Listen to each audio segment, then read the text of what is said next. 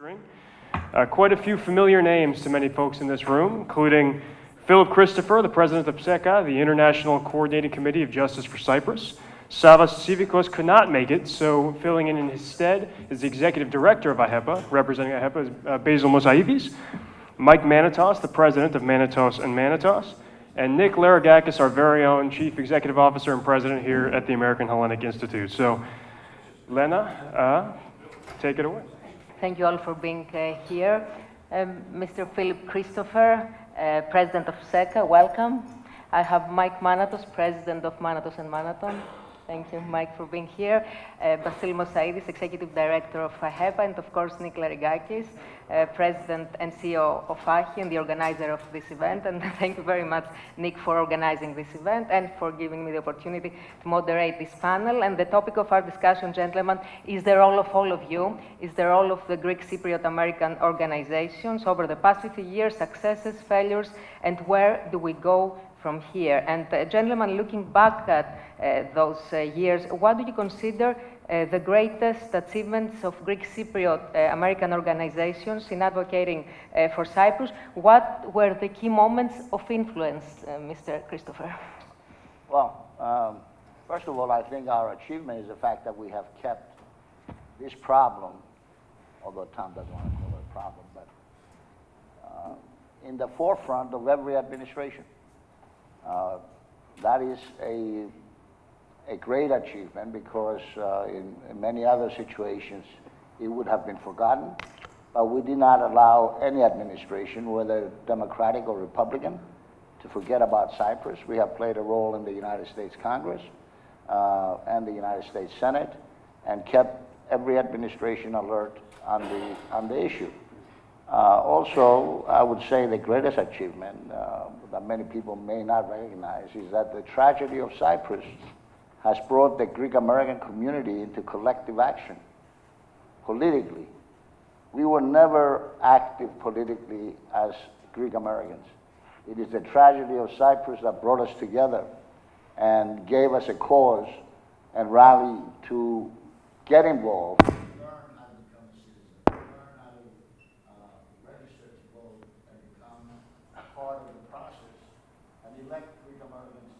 We lost our audio. I don't think that in the United States Congress, we have 56 Greek Americans in state assemblies and state legislatures. We have a lieutenant governor in Nevada, Greek Cypriot, who's involved in the issue. So I think that those were our achievements. Now our failures, well, you know, our failures is as a Greek American community that we pride ourselves on being first in education and second in national income. The fact that we really have not managed much in the 50 years. You know, we talk about Turkey. Just take the school of hockey. It's a small religious school that we have been trying to open for 50 years. And this will tell you the mentality of Turkey. This is a religious school. It's unheard of in this world not to be able to have a religious school open. But the school of hockey remains closed. And with all our efforts, you know, the Archons, the Leadership 100, all of our meetings, the school of hockey is still closed. Then I want to also say that the Greek Americans community, we are not always in sync with the Greek government and the Cyprus government. And maybe we should not be, because we should be demanding a lot more than what Greece and Cyprus are demanding. And in every critical situation, I take you back to the embargo, the lifting of the embargo. The Greek government said, you know, let the embargo be lifted. The Turks are very nationalistic, and if you lift the embargo, they're going to be a lot more compromising. We all knew that Turkey is not going to be more compromising by lifting the embargo. And you all remember that we lost by 1 or 2 votes the embargo. And with the stipulation that every 6 months, the President of the United States will be giving a report to the United States Congress that there is progress on Cyprus. Every 6 months for 50 years, a report has been going in that there is progress on Cyprus. That's just an example of what has happened. But overall, I think the Greek American community has played a tremendous role. Organizations like AHI, which was the first one that came up about and is celebrating its 50 years. AHEPA, with its grassroots, the coordinated effort. And as I said yesterday, people like George Livanos and the Athens, Eugene Rosidis, these are the people that played such a big role. And we had champions, John Silidis, you remember Senator D'Amato, and all the senators that were our champions over the years, including President Biden. And of course, the Dukakis campaign and the excitement that it brought to the Greek American community for many young Greek Americans to get involved in the political process. I think that was a big achievement on the part of the Greek American community. And we have been expecting a lot more, and I think it has been pointed out today that you know, Turkey is not the kind of country that's going to compromise. It has to be some kind of a pressure. Yes, I understand that this is not about alliances and friendships, but it's about interest. And we have to find what is the interest of Turkey and how do we get Turkey to move on this situation. And I pointed out before, Tom, when you were not here, that I thought energy would be one such button that it's not an economic issue, it may not be viable, but it's something that Turkey wants that we could play a role. So overall, I think we have done a great job as a community, but bottom line is Cyprus is divided, and even with President Christodoulidis coming in, the White House didn't say invasion or occupation. He said commemorating the 50th anniversary of the division of Cyprus, as if the division happened by itself. The division didn't happen by itself. There was a Turkish army that invaded, utilizing American-made arms in violation of American law. But the statement from the White House was exactly that, commemorating the division of Cyprus. And of course, you know, the State Department and Anthony Blinken, the shared values between Turkey and the United States of America. As of all the violations have gone away, whether it's the sanctions, the S-400s, the bombing of the Kurds, they all disappeared and we are sharing values now. And there's also something else that, and I'm speaking too much and I'm going to leave early, so let me just get out of my chest. Turkey does not want to be a member of the European Union. Anybody that thinks that Turkey wants to be a member of the European Union will be disappointed. And Europe does not want Turkey in the European Union. That's the other thing that we have to understand. Europe doesn't want 85 million people coming into Europe. So we have to, in the cracks of all this situation, analyze exactly what can happen. And the last thing I'm going to say is this bi-zonal, bi-communal federation. This came up in the high-level agreements of 1977. And I was young and arrogant, and now I'm old and arrogant. So I'm going to tell you that that particular solution was something that Archbishop Makarios, as the first president of Cyprus, envisioned in a different way, not what it is today. The bi-zonal, bi-communal came to an end in November 15th, 1983, when they declared the TRNC UDI, Unilateral Declaration of Independence. All bets were off. But we are continuing because there is a resolution in the United Nations that calls for the bi-zonal, bi-communal federation. The last time a resolution of the United Nations was implemented was in the Korean War, and that was the only resolution that was ever implemented. So having said all that, we have a hard road ahead of us, and we, united, all of our organizations, are going to continue to work to really bring the basis of the problem, an invasion, an occupation, and how we solve this problem depends on many interests that Turkey needs. Thank you, Mr. Christopher. Mr. Mossaides, I'd like to hear from you as well. What key achievements do you see as most significant over the years? Well, thank you very much for having the invitation to our Supreme President. He's traveling and he asked me to come and represent, so thank you for that. I believe there are several accomplishments that our community has achieved on this divided Cyprus. We were founded in 1922 to preserve what was at that time the Greek immigrant and their identity, and help them become Americans. And in 1974, when this all happened, the first organization to get mobilized to come to Washington was the AHEPA, with Gene Mossaides, who was the spearhead of our efforts, and then eventually that became the AHI. Our efforts over the years has been in step with everyone else that's on the panel up here, these organizations, AHI, Philip Christopher, of course, with PSEKA and all the efforts that they've done. But I believe, and I take a moment of personal opinion, our community has fallen asleep when it comes to this particular issue. It's been 2 generations of people that were born on that island that we've been discussing about forever, and we're not holding our the people that are responsible to make this resolved, we're not holding their feet to the fire. There's no virtue in this solution when you have an island nation, part of NATO, that's divided, that's occupied by a non-NATO country. It's just unthinkable to think that this is something that we can still tolerate.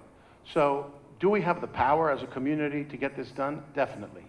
Why it's not being resolved? There's a number of reasons why. And the Order of AHEPA, of course, through its lobbying efforts, tries to coordinate their efforts of our community in the United States government. Sometimes we don't walk, I mean, to Philip's point, he says sometimes our community does not walk lock in step with each other, and it makes us look unorganized, or it makes us look a little bit less powerful than other lobby.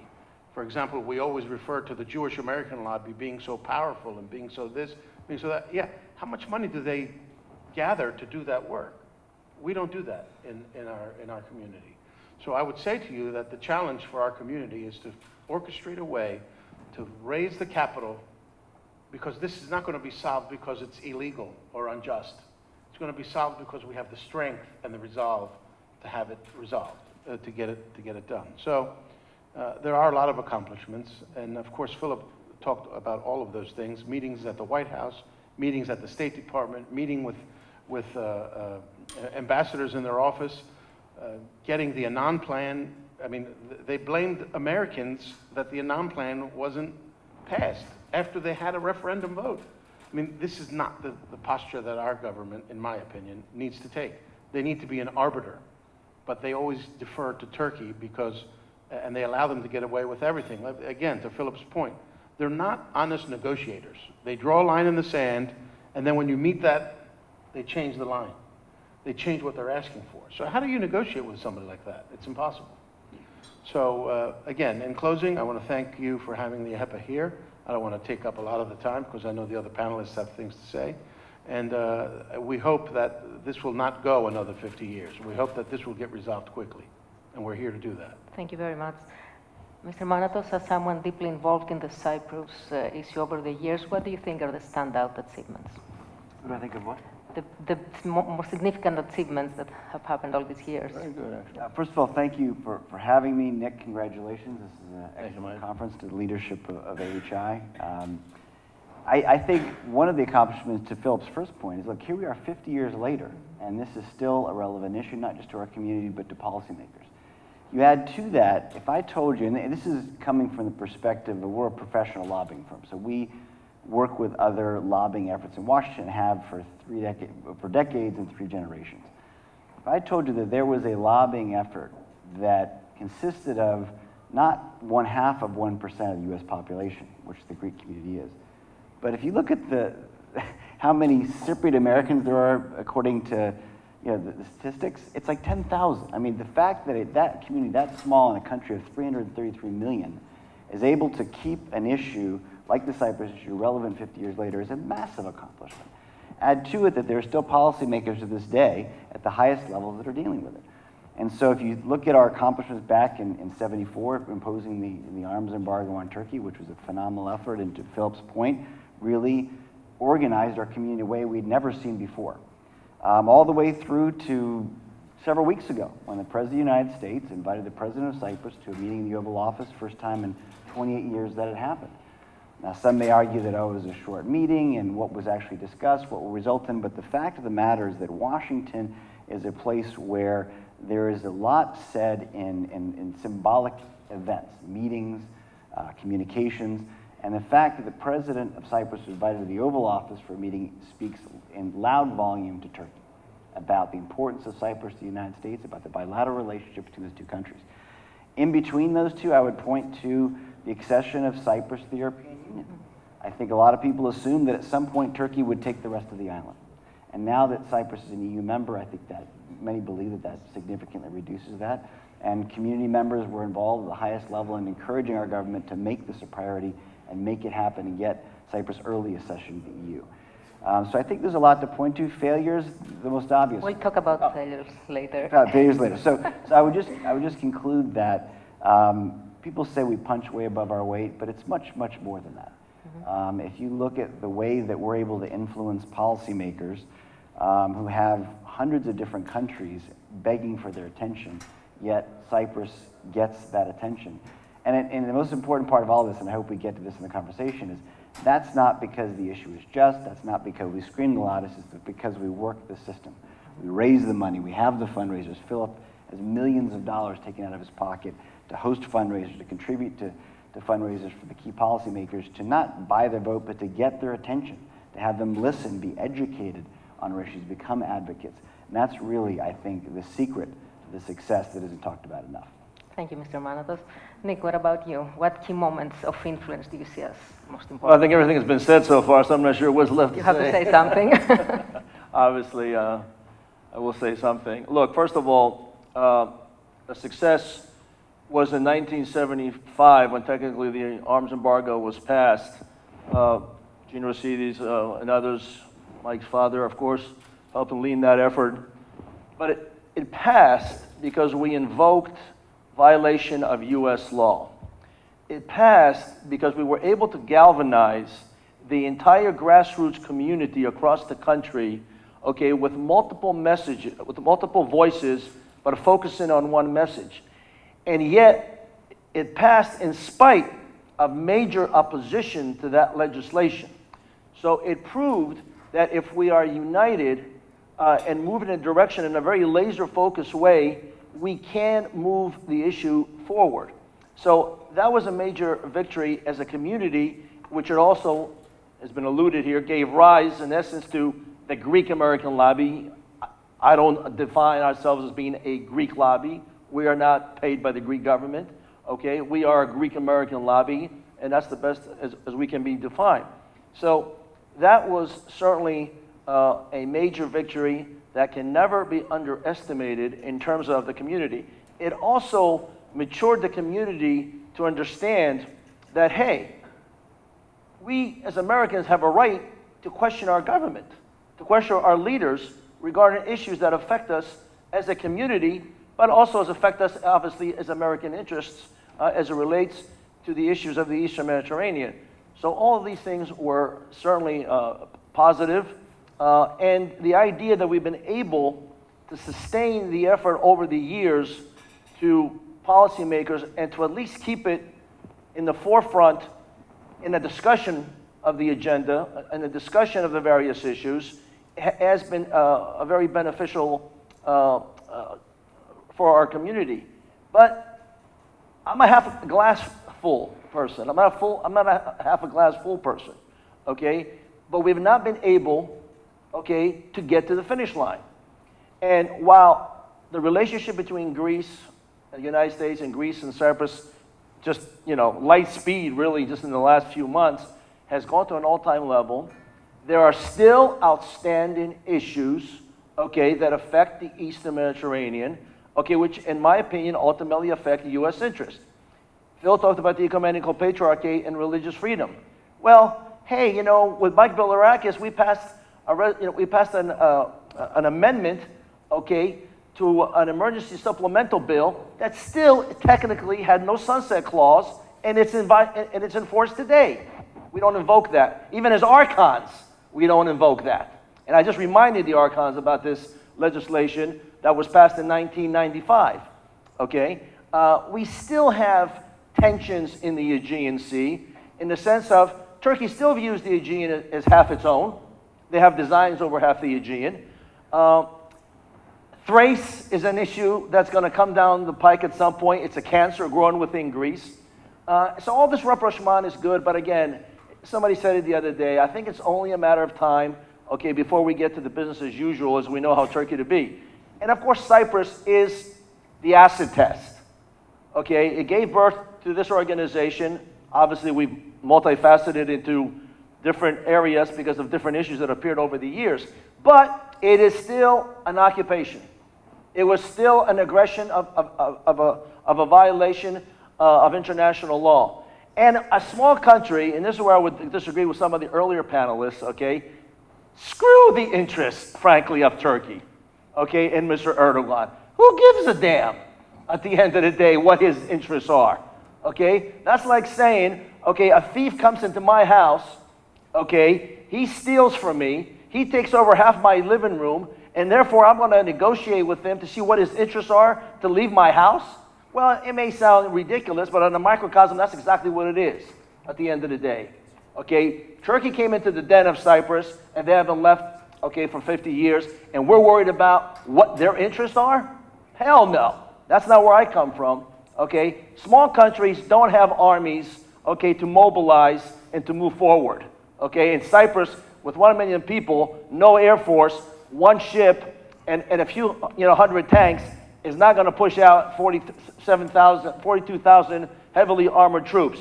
They have to invoke U.S. law. They have to invoke international law. They have to invoke the rule of law. That is what they invoke, and it's up to the big powers of the United States of America, the European Union, the multi-international organizations to back that up and to move the issue forward. I put it the reverse, and Doug Bandow isn't here, and this is where I would disagree there too, okay, in the sense of, okay, what is Turkey today doing for our national interests?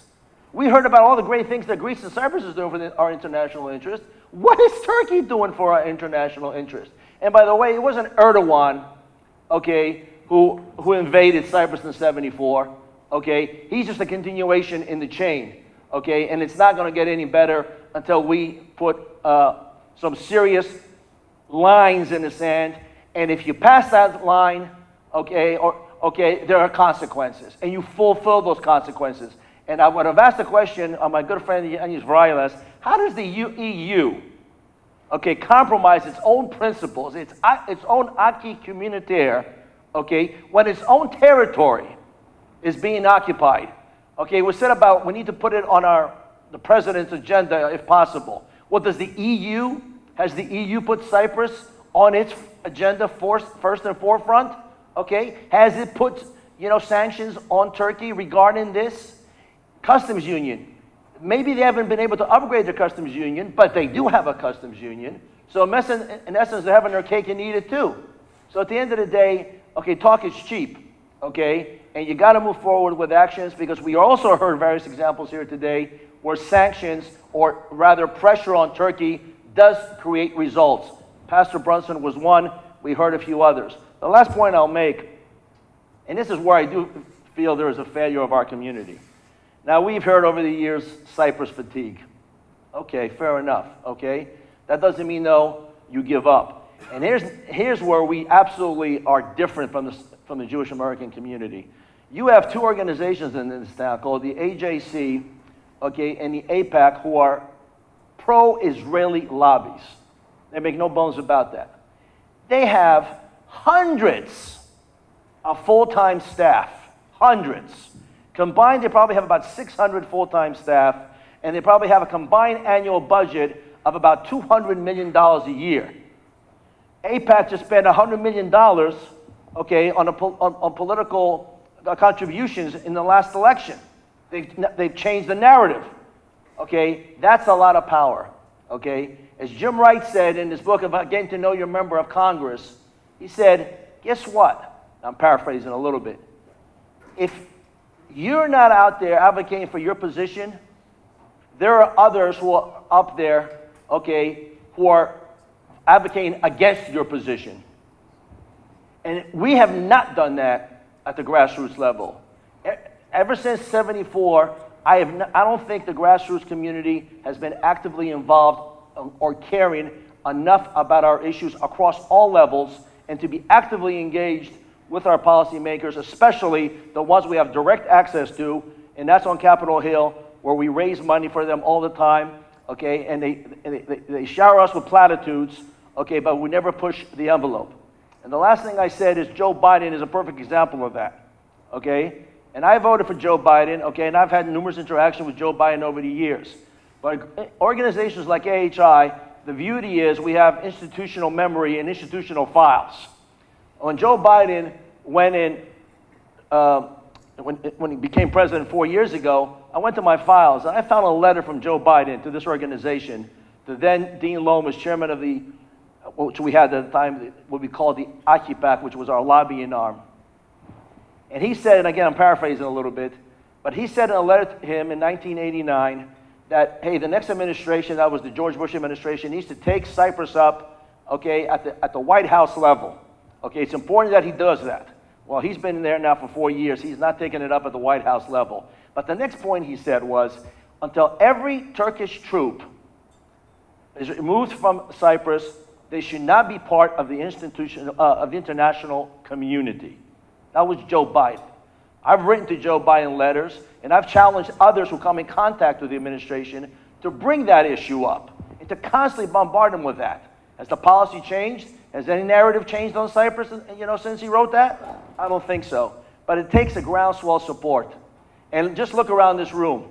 Okay, where is all the Greek Americans who are interested in this issue? Well, they're not here. And I'm sorry, but I deal in facts and realities. I don't deal in theories and opinions. Okay? And when we put out 180,000 pieces of mail at the AHI for people to become members to this organization for a lousy $100 a year or 26 cents a day, and we go and spend a $5 to $7 latte at Starbucks on a daily basis, and we can't get somebody to pay 26 cents a day to be part of an organization who advocates. And out of 180,000 pieces of mail, okay, we got 330 that came back. 2% is what the national average is for direct mail returns. We got 330.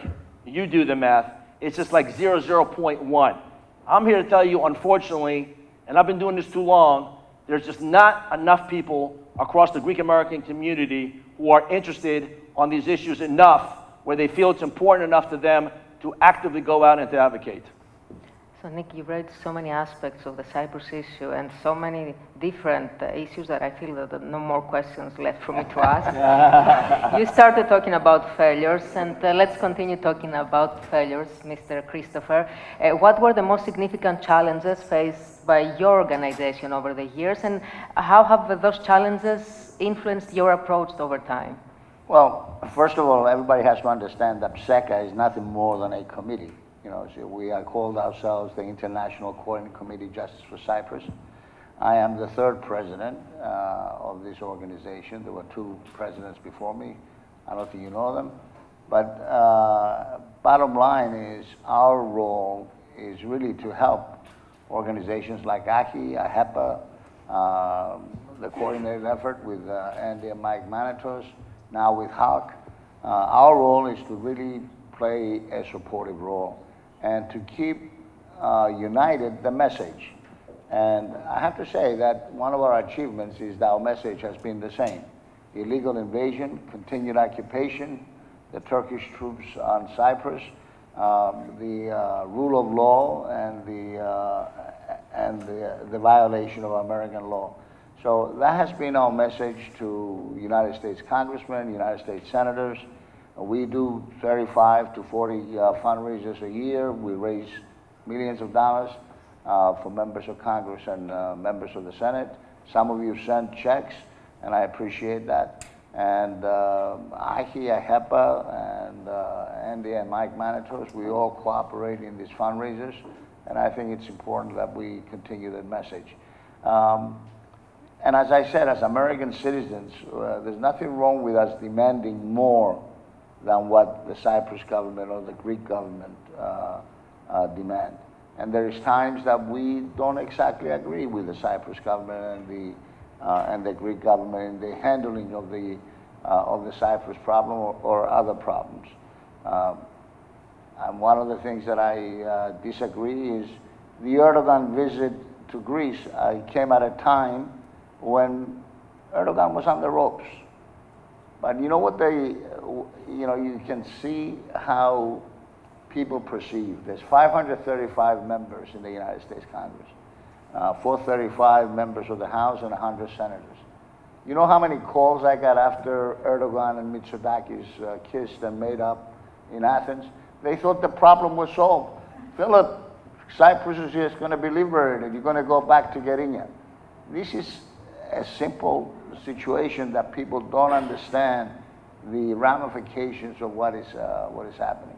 I heard the ambassador of the United Nations says, we're ready to make concessions. What other concessions are you going to make, Mr. Ambassador? Do you have concessions that I don't know about? I don't know. Ambassador Maria Michael says, we are ready to make concessions. What other concessions are you going to make? Then we heard about the limits. The limits, Turkey backs down on the limits. Well, they took 1.5% of our Russia. Then they backed down. The next time, they're going to take another 1.5, and there's going to be some pressure. And the next time, they're going to take the next 1.5, and there's going to be pressure. So the limits and the pressure on Erdogan. Erdogan and Turkey move systematically with one unified policy. And their policy is to take all of Cyprus. Trust me. They are not going to give up that easily unless there's pressure from the United States.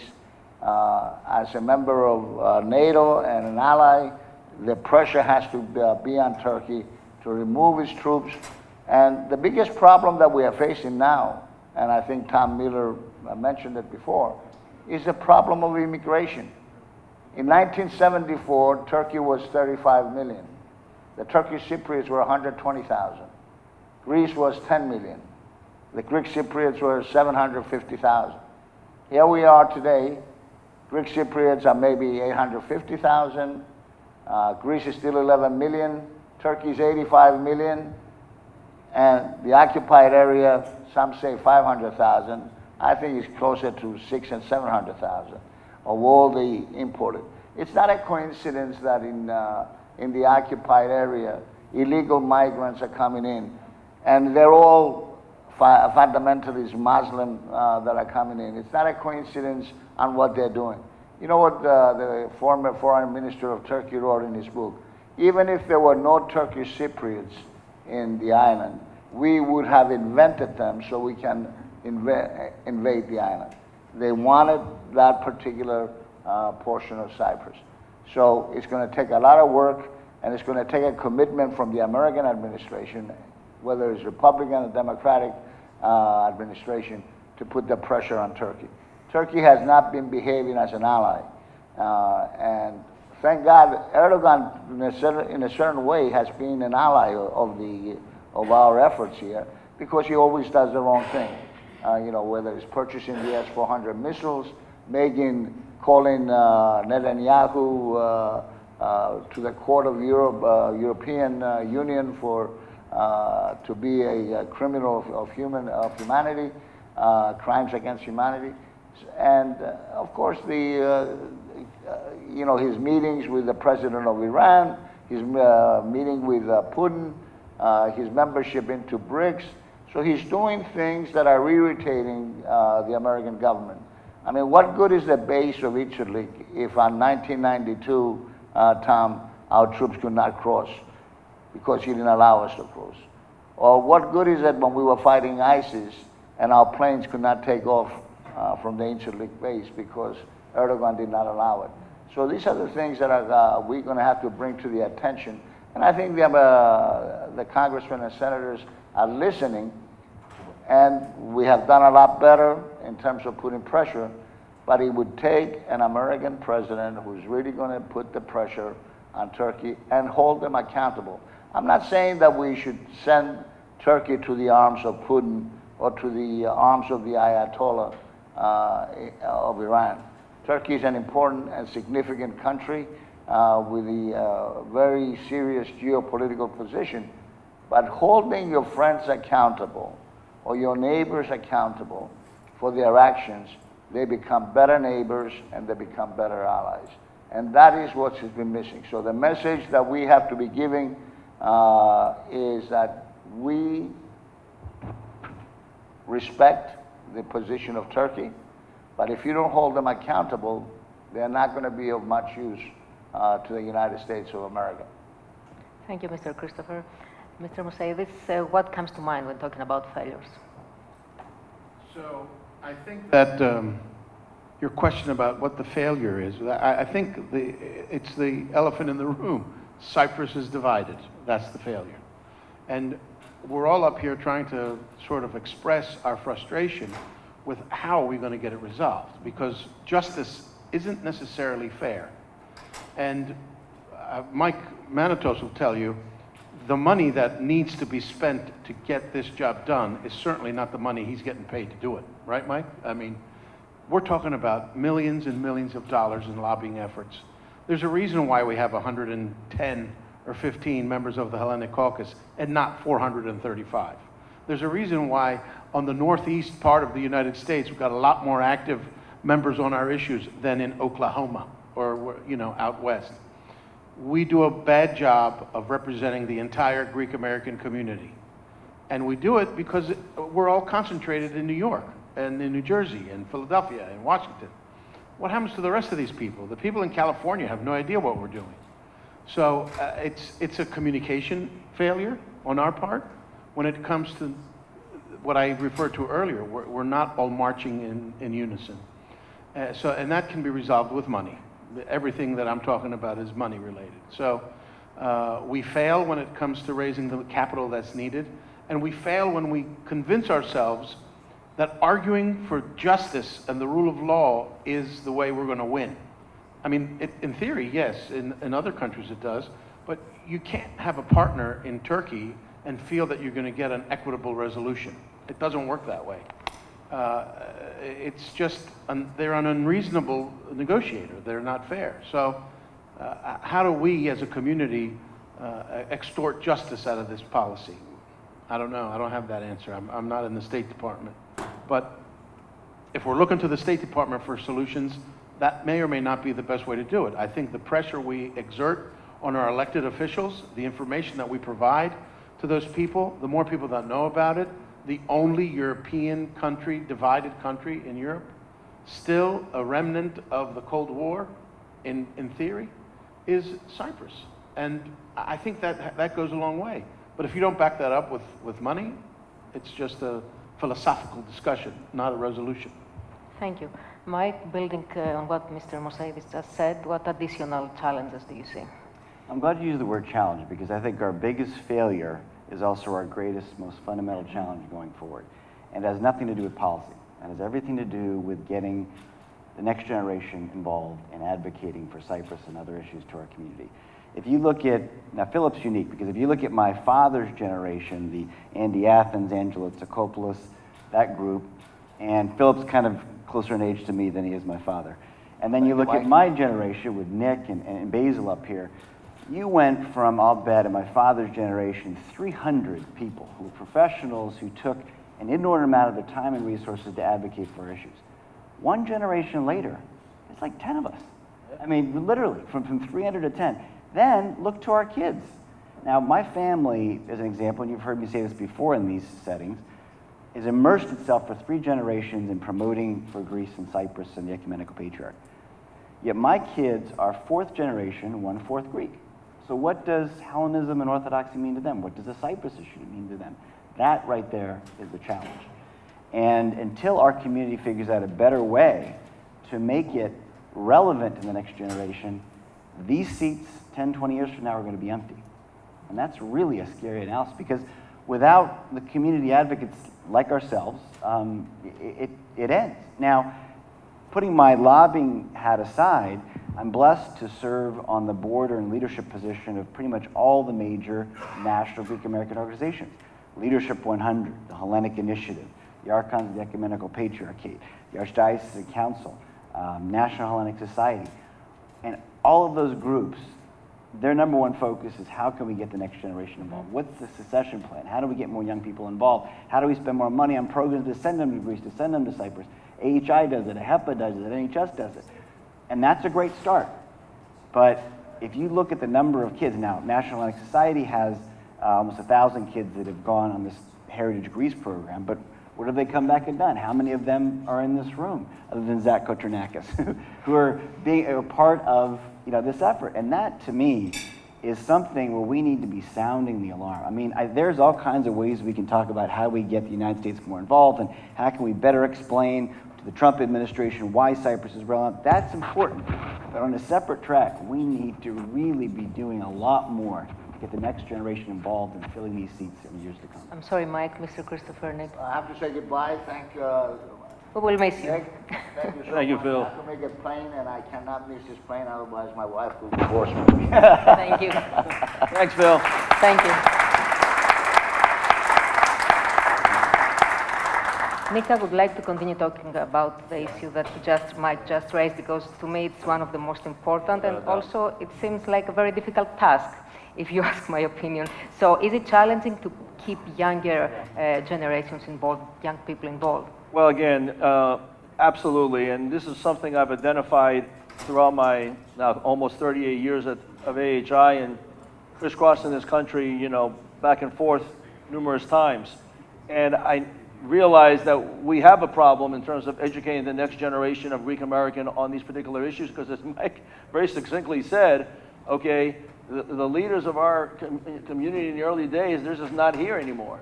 It's Andy Athens, Gene Rossides, Ted Spiropoulos, Yvanios, and so many others, and just a handful of us.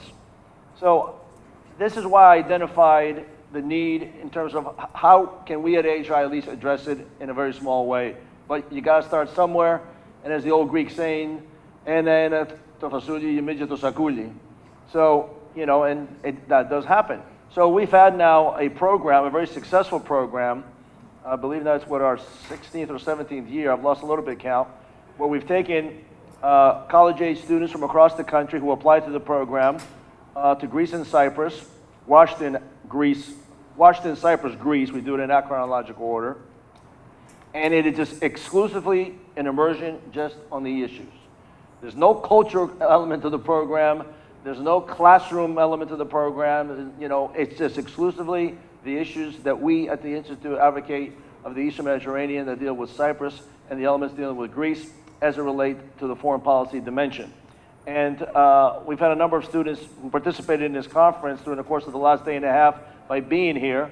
And we have seen where they've come back and they've assumed positions in different elements, State Department, Capitol Hill, White House, think tanks, and through that we've been able to produce different documents, reports, meetings, and they continue to be interested in these programs. So we realize that by providing a vehicle to make them understand these issues and how important they are, they do get interested and they do get engaged.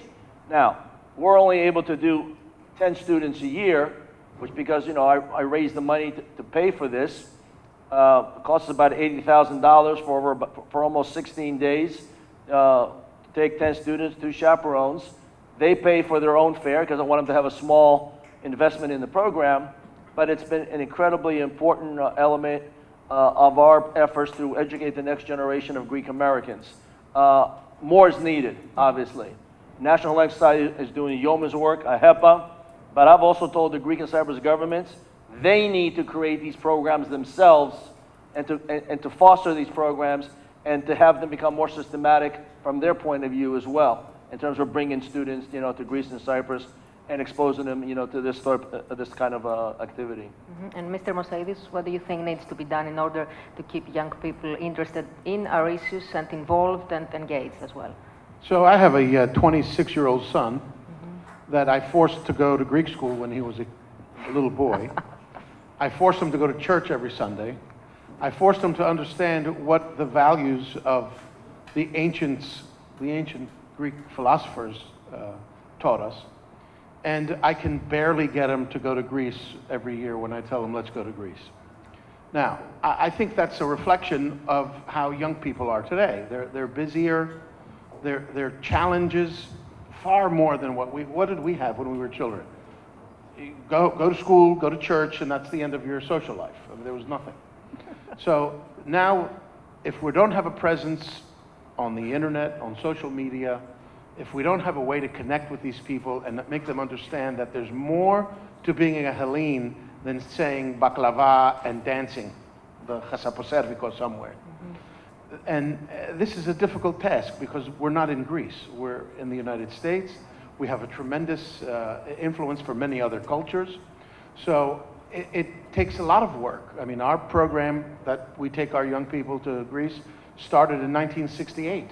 We've taken tens of thousands of kids, but ours is a little bit more academic, where they go to school there, they get 6 credits, and they learn history, architecture, you know, some type of academic element to it. So all of these programs need to be sort of maybe put in a master directory so that our young people can find them on the internet and choose which one is best suited for them. Because without exposure to Greece, the investment that I made on teaching my son how to speak Greek when he was 8 is very gratifying when I go to Greece and he's 25 and he can speak at a restaurant and order what he wants to eat. That's a tremendous gratification for me, because we didn't have that. We had to talk Greek to our parents and our grandparents because they were the immigrants. So we have a lot of challenges when it comes to getting the young people motivated to participate. And it's a combination. It's social, it's cultural, it's historical. So, I mean, it's not just throw a flyer in the mail and say, come to a dance. On the contrary, my daughter wants to go to Greece every year, and now with 2 grandchildren, it costs me more money every year. Yeah, but you have a house there. I got to put mine up at the Grand And Bretagne. my daughters want to go to Greece, Tim but they doesn't don't work want to there go to anymore. church in the Greek school. And let me add one quick point on the challenge. It's not only getting young people, but getting more young ladies and women involved. I'm, as a proud father of 2 daughters, and you as well, I'm always embarrassed when you have up here all these men. Thank you for being up here, breaking that streak across here. But I mean, look at all the heads of all the different organizations. There's so few women already involved, and I think that's even more dramatic for the next generation. So that's another big part of our challenge. Gentlemen, I would like to talk a little bit about an issue that sometimes it's sensitive for you guys. I would like to talk about the level of trust and cooperation within the community, because we have different ideas sometimes. Are you satisfied with the level of cooperation, or do you feel that sometimes there's a lack of cooperation and even trust? Mike, I would start with you. I'm so glad you asked that question, because I have a totally different opinion than I think most people. So everybody says, look at the Jewish community, they're so united and we're divided, which, by the way, if you ask the Jewish community, on the surface they are, but behind the scenes it's as difficult as it is for some of our organizations. But I think we have always been and always will be united in purpose, and that's what counts. The problem comes is when we start fighting each other. If we're all united in cause, each of our organizations has its strengths, right? AHEPA's got its strengths, AHI's got its strength, the coordinated effort, Philip, our lobbying firm, and as long as each of us are staying in our lane and doing what we do best and are united in cause, I mean, there's not one Greek American group out there that's been against the ending the occupation of Cyprus or against freedom for the ecumenical patriarch. We're all, now there may be nuances to what we say and what we do, and so as long as we're united in purpose, I think that's a powerful thing. I will never forget, there was, I think it was in the 90s, it was before Archbishop Dimitrios, I think Archbishop Spiridon, and they came up with this idea, let's have an umbrella organization, I think it was called HALO, remember that? Hellenic American Leadership Organization. And we all got in one room and there were 30 heads of different Greek American organizations around the table and said, listen, no one leaks anything, this is an organized meeting, we're all going to do this together, we're going to do it united, and it was about 5 minutes later, one of the groups said, we should be in charge, they shouldn't be in there, and it ended 5 minutes later. Now, but you look to other things like when the Prime Minister of Greece comes now. There are 30-some organizations that co-host an event for him, and they all line up and they greet the Prime Minister. He sees an organized front in that aspect. There are ways we can coordinate together. There's a way, but there are so many limited resources, people in our community who are willing to fund organizations like AHI and AHEPA and others.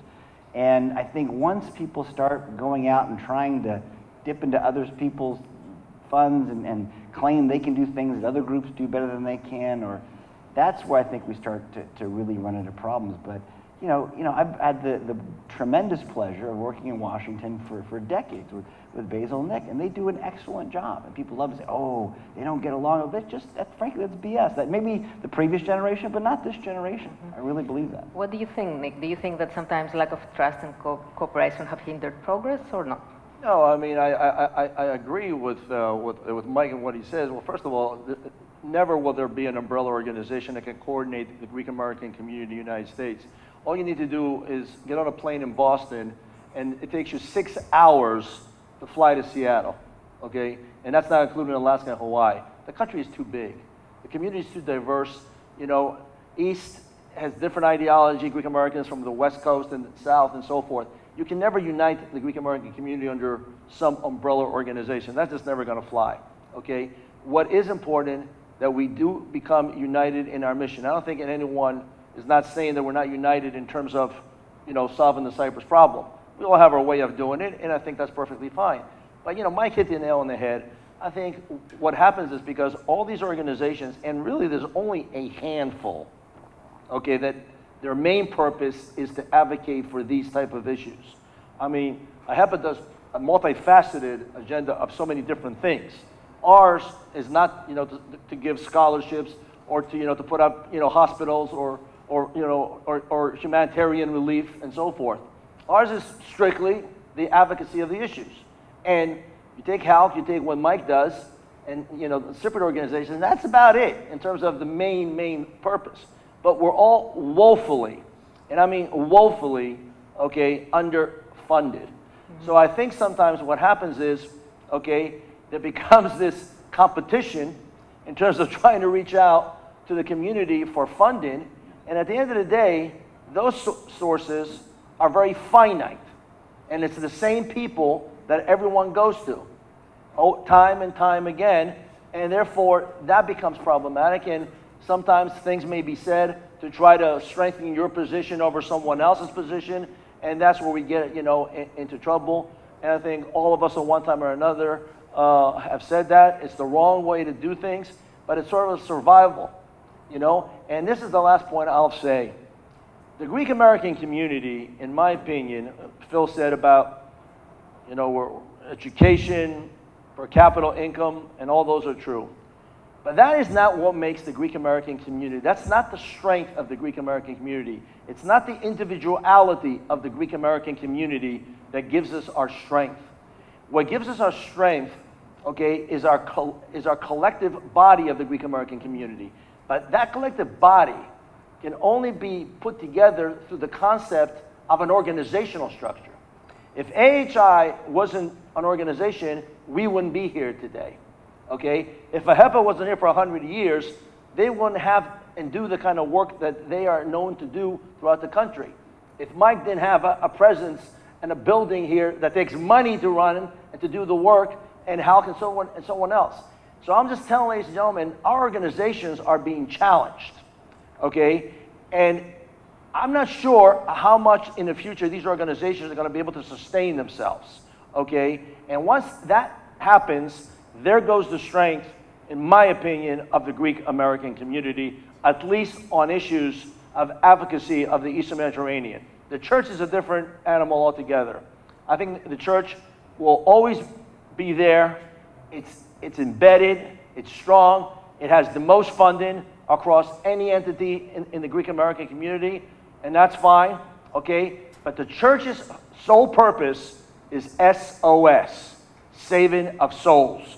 And that's just a big enough, a mission onto its own. There's 90% interfaith marriages in the church. Not saying that as being critical, I'm saying that that's a fact. And again, I deal in reality, okay? So the Hellenism component, that gives us the gravitas to the ancestral homelands and the interest that we have in trying to promote these issues, that's starting to wane, okay, by virtue of all of this as we come into the 4th, 5th plus generation of the Greek American community.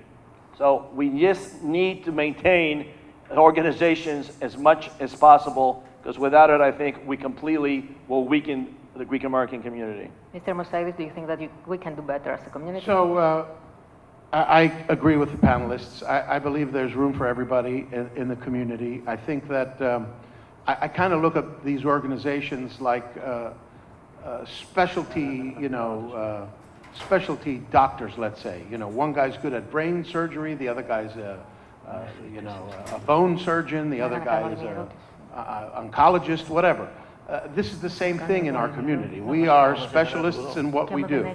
Now, as a grassroots community service organization, the AHEPA, that has 400 chapters in the United States and more overseas, our membership doesn't go past a certain number. It doesn't go to the millions. We're supposed to have, I think, I don't know, what do you think, Nick? 1.2, 1.9 million Greek Americans? The State Department says 3 million, I think it's closer to 2. So whatever the number is, 2 million Greek Americans. Now, my wife's not Greek, but I count her as a Hellene. Is that part of that number or not? I don't know. So when we look at that number, 2 million, we don't have 2 million members of our church, right? We have 400,000. So there's a difference between church and what we do and what AHI does and what Mike does and what all these other organizations do. And I'm proud of that sort of specialization. I don't know that there's ever going to be a unity forum or unity organization umbrella that's going to represent everybody. And that's the other thing, a lot of the people in the AHEPA now, with these mixed marriages that you make mention to, they're not Greek. So we got to maybe redefine who we really are. Are we Greek Americans or are we Hellene Americans? Because this is something that's going to change. I hope my kid gets married to a Greek American, but I don't know what the heck's going to happen. So we need to open the doors and let people enjoy what we can provide them. And from AHEPA's perspective, we can provide a lot of philanthropic, educational. We have all these programs. You're all very familiar with them. But I don't know, to answer your question briefly, will there ever be one organization? I don't think so. Mm-hmm. It's like it's a personality. Each one has its own personality. So we need to let them thrive, and we need to support all of them. Thank you very much. I think that, Nick, at this point, we could open it up to the audience for a Q&A session. So if you have questions, either raise your hand or proceed to the microphone. Okay. Yes, of course. Okay. Go ahead. Ladies first. Okay. So the Greek state had, for the Ukraine issue, the Greek state agreed with what the European Union said. So I think there was a momentum for the Cypriot issue back then, 2021. And Greek Americans, you could raise it, I think. I'm a shipping lawyer. I moved to US 2 years ago. So I'm a permanent resident, so I want to feel more American, although I worked for the European Commission. Anyway, so I know how things were with the Ukrainian, but I think that at that point you could raise the question that was an occupation, we had another occupation, and just say that Greece and Cyprus should remain neutral. So can you differentiate from what the Greek and the Cypriot government want to do as Greek Americans? That's my issue. Well, I can take a stab at this. First of all, I can't speak for the other panelists up here, okay, but we view ourselves as an American organization. We view ourselves as Americans. We don't take our, orders, if you will, from the Greek or Cyprus governments, and that's what gives us our strength by being independent. Okay, so it's really up to the Greek and Cyprus governments to make their decisions on what they feel is in the best interest of their, bilateral relationships. They're part of multilateral organizations. They're both members of the European Union. They follow basically a European orientation when it comes to policy issues. So it's certainly not up to AHI, it's in our organization, that we're going to criticize, one way or another, the Greek or Cyprus governments for what they do. That's their job, and we're over here to do what we need to do as an independent organization. Yeah, but you had the chance, I think, in 2021 to show that, you see, we have an occupation in Cyprus. We've used the example. Yeah. The example we've used, obviously. Yeah, that's but now, with our interlocutors, here. And I think that now with the Trump administration, it's a good argument to say, that's an occupation, we have an occupation there. Yeah. Absolutely. I think that Mike And also, wants to say yeah, something. and also I would like to raise, I was not here at the shipping session, but Cyprus has, and Greece have to stress that we have 21% of the global fleet is Greek, is owned by Greek ship owners, and I think around 4% is owned by Cypriot ship owners, and US has only 0.4%. So we have a very strong, argument, and I don't think that you have realized. And yeah, I volunteer. I am All I can connected. say to that is you're absolutely right. It's the Yeah. it's the soft power of Greece and Cyprus. Yeah. Okay, and I can just tell you, 17% of all the world's commerce is transported by Greek-owned and Greek flag ships. And if they were to stop sailing for 5 days, it would cripple the trade commerce of the world. Yeah, yeah. Thank you for your question. We have another question, I think. Fast comment in terms of the Jews. You know, the Jews are not united on a lot of things. You know what? They're not united on a lot of things. They're a diverse population. The synagogue in Springfield, Ohio, Temple Shalom, there's not one Orthodox Jew there. They're all liberal Jews. The Israeli government doesn't recognize them as even being Jews, but there's all kinds of divisions like that. There's all kinds of divisions in Israel, but on some of the fundamental issues, they're able to work together and unite on the exact issues. And that's what we got to keep doing and saying, we're a diverse community, but let's keep doing it and unite where we have to be united. I think that's the critical thing. Agree. Agree? Yeah. Thanks for your question, Jim. Okay, I think that we're done here. Ladies and gentlemen. Oh, I'm so sorry. Of course, Zach, yes. get on to our next speaker, Larigakis. As an American Cypriot who's now moved back to Cyprus, I know you've had representatives from the Cypriot government here, but I'd love to see and hear more about connections between these Greek American groups and groups on the ground in Cyprus. It feels like there isn't much communication or much sharing of the work y'all are doing in Cyprus and Greece, at least from my perspective. Let me Go take ahead. a stab real quick. Yeah. So as far as the AHEPA is concerned, the relationship that we share with Cyprus is on the governmental level, right? So when it comes to incorporating programs that would create an exchange, either information exchange or even a student exchange, we've talked about instead of sending all of our kids to Cyprus, why don't we bring 20 of them here and give them a summer in the United States and show at both Greece and Cyprus, show them a little bit about the United States. We've talked to them. We'd like to see those types of programs happen, but I mean, that's on the ground, right? This is a ground program. We're up here talking to the government level individuals, and a lot of times we get, the priority comes in what Nick would say, the rule of law. We got to do this because, Cyprus is still occupied. So by the time we get down to doing programs like that, sometimes it filters away. I will say that we do, as an organization, sponsor different individuals. Like there's a softball team in Greece, Greek Americans going to play softball Olympics or something that we sponsor, right? We give them the money. There's a race car driver from Cyprus that we sponsor, a young man. There's a golfer, out in New Mexico from Cyprus that we support. So individually, our organization does, a couple of little things, but on a broader scale, that has to be discussed and implemented. I think that's a great question.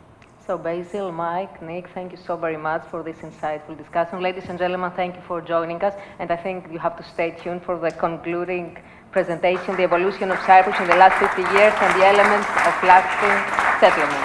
Thank you. Yeah.